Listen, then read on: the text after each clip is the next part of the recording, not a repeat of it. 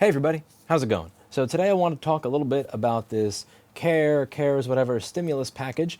It actually does include quite a few provisions for small business that I think would be worth going over. One of the things I mentioned in my other videos is that you can't have this thing where certain companies get to have their shareholders bailed out, whereas the small businesses have to file for Chapter 11 bankruptcy. It should be Chapter 11 for all or bailouts for all. And it appears that bailouts for all is what they decided to go for. So what we have going on here is very simply, if you don't want to listen to the rest of the video, that's pretty much it. So let's dig into this. Now, when it comes to reading any of these things, I really prefer to, I don't want to hear what like the New York Times or Ben Shapiro or Young Turks or Washington Post or a specific senator or pundit have to say about a bill. I want to actually read it itself, because this is where I'm going. And I understand why a lot of people are not going to read the bill. Because if you take a look here, if I just uncrop this so that you can see the top where it says the page number, that is correct. That is 880 pages. There is 880 pages in this. So I am simply going to read the sections that I found to be most informative, because admittedly, I didn't read the whole thing either. I just kind of scanned through like which part of this covers me, because I don't have the time to read 880 pages. So let's just read over some of the parts that I thought were the most telling. Now, if you go over here, it talks about these covered small business loans.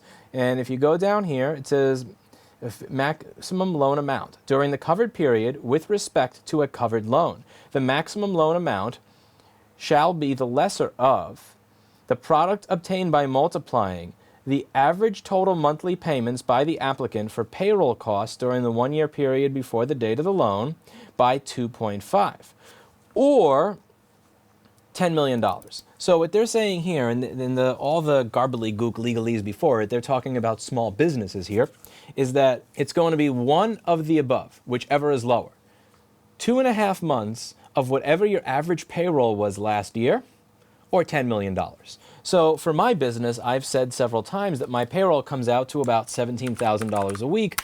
Let's just say it was a little less last year. Maybe it was like $16,000 or $15,500 before moving. Let's say it was like $15,300. So you multiply that by 10, because it's 2.5 months of payroll, 10 weeks, and you get $153,000 would be, under this plan, what I would qualify for. Now you have either 10 million or 153,000. 153,000 is lower, so that's what my repair shop would be eligible for as a loan. Now, when they say 10 million there, what I imagine they're saying is, if you're a small business but you have a payroll of $40 million a week, we're not going to, come on now, there's only so much we can give you. But this is actually somewhat fair. And what's really interesting is if you continue to scroll down over here, during the covered period, an eligible recipient may, in addition to the allowable uses of the loan, use the proceeds of the covered loan for payroll, costs related to the continuation of group health care, employee salaries, or payments on your mortgage, rent, or utilities. There was language in here where the loan would essentially be forgiven. So if you scroll down further, it talks about personal guarantees. So typically, a loan is going to have some sort of either personal guarantee, or you're going to have to put up collateral for it. And here it says non-recourse. Notwithstanding the waiver of the personal guarantee requirement or collateral under subparagraph J, the administrator shall have no recourse against any individual shareholder, member, or partner of an eligible recipient of a covered loan for the non-payment of any covered loan, except to the extent that such shareholder, member, partner uses the covered loan proceeds for a purpose not authorized under Clause I. So what this essentially means to me, and if you're an attorney, feel free to correct me, is that the loan itself is going to have a personal guarantee, meaning that I would be on the hook to repay this personally if I write myself a check right after I get the loan, buy a Tesla, and bankrupt my business. However, if I actually don't fire people, I don't lay people off, I just take this money, I put it into a new business bank account that I start, and I have my payroll company and also the management company that owns the building take their payments out of that bank account, and I can show, check it out, government, I used all the money that you gave me to pay my employees and pay my rent, that there's no personal guarantee, which means that they could only come after the business, not me personally, if I don't pay it back. So if my business does go bankrupt after I do after I pay my employees and everything with the result of the loan, they can only go after the business. So I'm clean. And there's also language in here that is a little too legalese for me, where they're open to forgiving the loan if you actually use it on your employees. And I don't have the specific text here because, again, this is 880 pages. Lots of it is legalese. If anybody wants to point out the specific text in this document that says that if you use the loan for the purposes that it does not have to be repaid, I would love to read that. Because right here, it does say that there's not going to be a personal guarantee or collateral required unless you fuck around and use the loan money for something other than what is outlined in I, which is payroll, healthcare, employee salaries, interest on mortgage, rent, or utilities. But I don't see the language in here where it says that if you use it for those purposes, it's free. But my payroll company did send me information saying that if you use it for these purposes, we're not guaranteeing that you get loan forgiveness, but they are looking to just turn it into a grant. That's a lot of money. So there's a few things that come to mind here for me.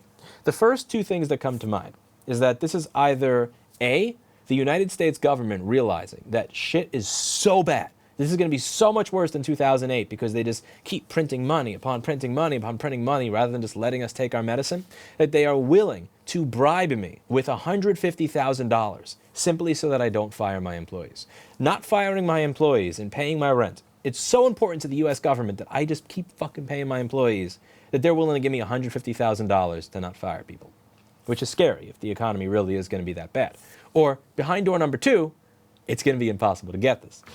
I keep telling this story, and I'm just going to keep hammering it home because people wonder why it is I don't like things like insurance, where I was paying for a business interruption insurance policy.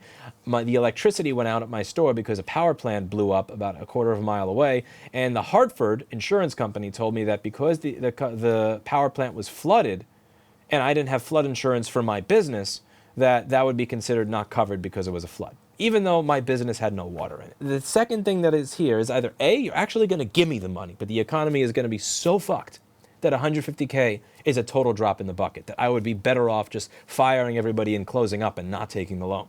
Or B, you're just not going to give it to me. There's going to be some sort of bullshit-ass technicality that you're going to use in some fine print so that I don't get the money. And I don't think that B is going to happen, because if you have all these small business owners say, you know what, I was going to lay off people, or I was going to say come back in a month, but because the government said that they were going to give me this money, I'm not going to lay you off. And then the employer pays all their employees, pays all their staff, pays their $17,000 a week payroll, and then gets nothing from the government after the government promised them it. That's going to be the uprising of a lifetime. Like that would not go. Now, the other thing that I'm going to do here is I'm going to actually try and apply for this. So let's just take a look at the SBA website for coronavirus here and see what it is that I can do about it. So if you go to the SBA website, they are going to bring you to this page, coronavirus, COVID 19. I prefer calling it COVID because COVID sounds like something from Resident Evil that turns you into a zombie and kills you. COVID sounds like something that you recover from after some coughing after a few weeks. I've heard people say, Louis, it's disrespectful to pronounce it wrong. It's like, this thing's trying to fucking kill me, and you want me to pronounce its name right? Suck it. I kind of like the China Uncensored's name for it, the CCP virus. That's something that should catch on. But anyway, it says here, U.S. SBA is offering designated states and territories low-interest federal disaster loans for working capital for small businesses suffering substantial economic injury as a result of coronavirus. Upon a request received from a state or attorney's governor, SBA will issue, under its own authority, as provided by Coronavirus Preparedness and Responsiveness Supplemental Appropriation Act that was recently signed, blah, blah, blah. Now, here's the first part that really gives me absolutely zero confidence in this. So there have been a lot of people that were critical when I said that, Cuomo said, we'll worry about the economics of this later. This is why people don't trust government. So take a look at this. SBA's economic injury disaster loans offer up to $2 million. But if we look at the actual text of the bill that was just passed, I do believe I read something there about it being up to $10 million. And this is where this kind of stuff causes problems. Because if you want people to actually listen to the policies, if you want people to do what it is that you're telling them to do, they need to trust you. And this is not building trust. So up here, you'll see in one of the earlier pages, here we go. So you're eligible for a loan. This is as a small business. This is not as a large corporation. Just as, you're just a company like me. You're eligible for either 2.5 months, your average payroll, or $10 million, whatever it is that is smaller. So over here, there is the potential here to give you up to $10 million. But they took that number 10 million and they lowered it to 2 million right here on the site that I'm supposed to go to apply for the loan. So again, off the bat, I'm eligible for approximately 150,000. That's what I'm eligible for. I'm not saying that this changes me. This simply is the psychological effect that I get when I read the bill and it says that you may be eligible for 10 million, and then you go to the website and they instantly just took off 80% of the value. So if I told one of my employees that I'm going to pay you $20 an hour, and then he gets his paycheck at the end of the week, and it says $4 an hour, that employee is likely not going to trust me very much because I told him I was going to give him 20 an hour, now he's getting 4. This could be a small little mistake or something like that, and I know this is all new. This is new. But this is just this first impressions, just checking out the page. You're already getting the numbers wrong, and you're getting them wrong in the wrong direction for me to have confidence. So it says here, apply for a loan. Applicants are encouraged to apply online for a disaster loan. So let's click over here. Apply online. So I click that button, and now it says apply for assistance. So I click apply for assistance. And it seems like it's brought me back to a page that looks very similar as before. So the SBA's Economic Injury Disaster Loan Program provides small businesses with working capital loans of up to $2 million. Again, wrong number. To apply, click here. Instruction to apply. Download forms below, fill in your information, upload forms in this page. If you choose to mail, please see mailing instructions below. So let's click on this form. Now, all of this here seems pretty simple. So it says, are you applying for physical damage, real property, business context, economic injury? I would be applying for economic injury. I would put my name, my business name, phone number, EIN, mailing address, damaged property address, provide the name of the individuals to contact, way to contact, this is all normal. Amount of estimated loss. Now here's the part that kind of scares me. So if you look here, amount of estimated loss, I'm supposed to put it in one of these 4 categories: real estate, inventory, machinery and equipment, or leasehold improvements. So as a result of New York City being locked down, as a result of hundreds of thousands of people becoming sick to where they are not supposed to leave their homes, as a result of millions of people losing their jobs, did I lose real estate, machinery, inventory, or leasehold? How about E? How about option 5, my customer base? This seems like it was copied and pasted from a flood, a tornado, or hurricane disaster relief. I don't have a way to actually fill this out. It says, if unknown, enter a question mark. But there's no place for me to put other. So it says over here, if unknown, enter a question mark. Now, where do I put my... It's not that I don't know how much inventory I lost, haven't lost inventory. It's not that I don't know how much real estate I've lost, because I haven't lost real estate. It's not that I don't know how much machinery and equipment I've lost, or leasehold improvements, because I haven't lost any of those. I need another category. It's business that has been lost. It's people walking past the store when they're told they need to stay home. It's people that would be customers, or businesses that would be customers, that were ordered by the governor to not operate. So this form doesn't allow me to actually fill out what it is my economic loss even is. Under this form, for all I know, I haven't suffered an economic loss that qualifies for this type of loan simply because there are less customers coming in, or the fact that I have to pay out all this sick leave all at once that I'm supposed to be reimbursed for later on. So also, let's say people get sick. So they're doing this thing with payroll tax credits, and I did the back of the napkin math. If it would take somewhere between 6 to 10 months for me to be reimbursed for the sick days that I would have to pay out immediately, which again, is what it is, but this is supposed to help with that. And I don't actually have a place here where I can fill out what my estimated loss is, because the entire category of the type of estimated loss is not included. Do you understand why there are people that feel kind of weird when it's just, don't worry, destroy your business now, destroy everything, we'll worry about everything else later. All right, let's read through the rest of it. Insurance coverage, if any, phone number of insurance agent, policy number, owners, business entity owner, have you gone bankrupt, do you have any outstanding judgments? So this is essentially figuring out, like, are you a Eugene, you know, in my opinion.